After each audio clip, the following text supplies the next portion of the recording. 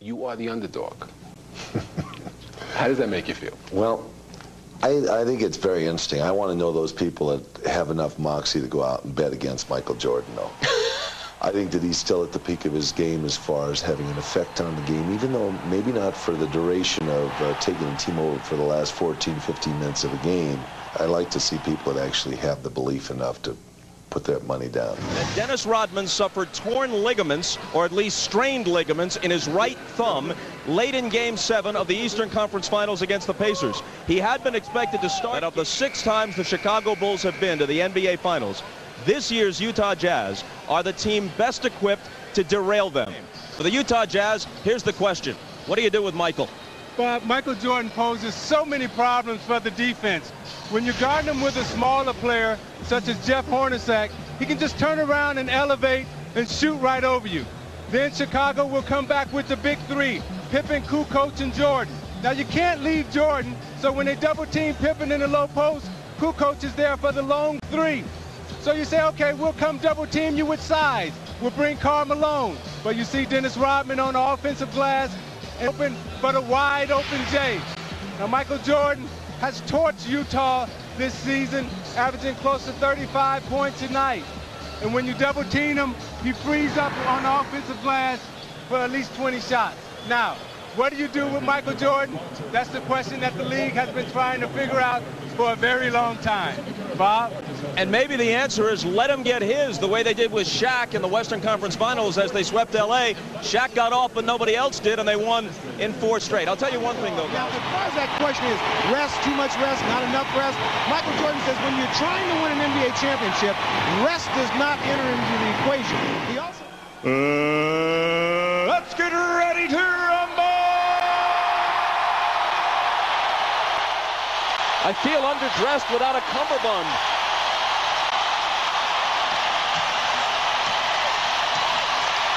Has it.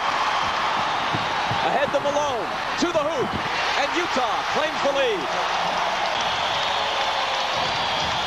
For a man so big and strong, Malone runs the floor so well, even as he approaches age 35. Jordan cans the turnaround over Hornacek. Now that time they didn't come double team Jordan in the low post. They all can advance the ball for fast break opportunities. Michael, turnaround, sandwiched by 2 defenders, count the basket, plus the foul. So he's got to be very careful. Scotty with a beautiful change of pace, that long swooping stride of his and a finger roll. And then Michael Jordan, I'm a little surprised here that Isley doesn't come down and double team. He reaches in, little touch foul, 3-point play opportunity, get the ball up. The foul, let's take a look at the numbers through this year's playoffs. The guy who really has helped him with Hornacek's injury, Bob, has been Brian Russell. Kukoc hits the hook. Anderson around Busher, little up and under move, and the Jazz in front by 8.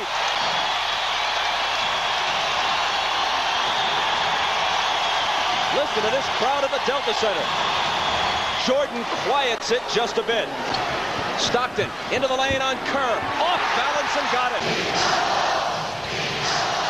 The chant is beat the Bulls, beat the Bulls. But first, you have to stop Michael Jordan. Isaiah, that's what you talked about at the top of the game. They've got Isley and Stockton in the game together. They're combined 6 of 6 from the field right now. Isley trying to use quickness on Jordan. That one comes up short. But, of course, he contributes in so many other ways. Bob, I've never seen Chicago miss so many wide open and easy layups. But how about that one? As Jordan whirls through the defense. They jump out to try to trap the screen roll. He goes baseline. Malone reaches. And the little finger roll, that was wide open, but that sure wasn't easy, Isaiah. But how about the foot fake, Doug, that got him wide open for that easy layup? Jordan, quick catch and shoot. 15 for Michael. But the Jazz will live with that because he's not getting to the free throw line. Michael, single coverage. And that's what happens. Same spot, same dance, same music. Chicago loves to post their big guards, and particularly Michael Jordan, who's one of the best post-up players in the game. Utah fails to double team, so he shoots it right over Shandon Anderson. You come back to the same spot. Okay, I'll read it. There's no double team. I give you the fake to the baseline, and now I'm going to fade back to the same spot and shoot it the same way. Kerr to Michael as they go to the man with the hot hand. Again, single coverage by Anderson. Hornacek comes over. Michael with the up and under. Count it, and he'll come to the line with a chance to reach 20 points in the first half. Now that's how smart Michael Jordan is. He'll get it on the low post, wait. He knows they're going to come with the double team. Okay, this time I'm going to fake it to the baseline and I'm going to step through and split it. I'm not going to give you the same offensive look every time. I'm going to give you something different. But Isaiah, you teach when you come down to a double team, that defender has to come and touch the other defender, so you can't step through there. You can't give him any kind of pathway to get to the basket. You must make him spin away and shoot the shot. Kevin McHale was the master of that. You teach that, Doug, but when you're coming down to double Michael Jordan, do you know how much fear is in your heart? A three-point play, 20 points, and get this, this is the 30th finals game in which Michael Jordan has played. He has never been held under 20 points, and he's got 20 in the first half. Rodman with board position. Michael hits the open three and matches the number on his uniform with 23 points. Here's Foster, deals to Russell, drives on Pippen, and hits a tough hoop. Yeah, inside right now, and they need somebody in there to control that lane a little bit defensively.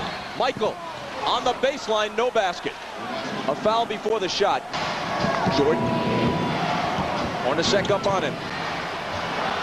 With the left hand, he leans into the lane and tosses it home. What about this pump fake? He drives it inside, spins, and going to show you up and under. Ostertag goes, uh-oh, and Michael lays it in with his left hand.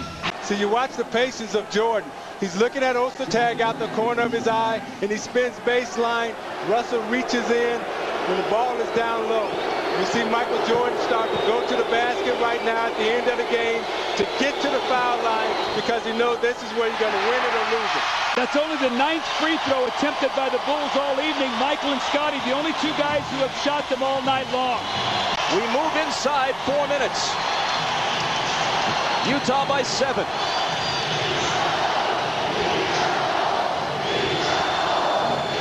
Michael, good look, and he puts it down.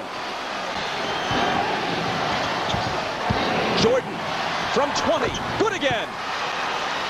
Now when Jordan shot that shot, he turned around and made a little sound and just said, woo, I think he's in a rhythm. Scotty to tie, brand new game. Now it's Stockton, out of the corner for the win. Bounces off, no good. And it's overtime.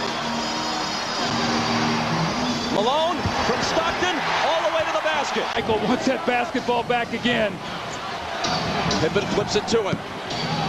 Turnaround fadeaway. Got it. 33. That's amazing. What this man can do under pressure. Well, he's so smart. Michael for the tie, but a whistle. The basket will not count. Puts it on the floor, tries to go to the hoop, lost it. And Russell dives to the floor to pick it up, and he gets the timeout. Chicago doesn't have to foul because of the overlap. It's Stockton on the run, and it's Utah by 4.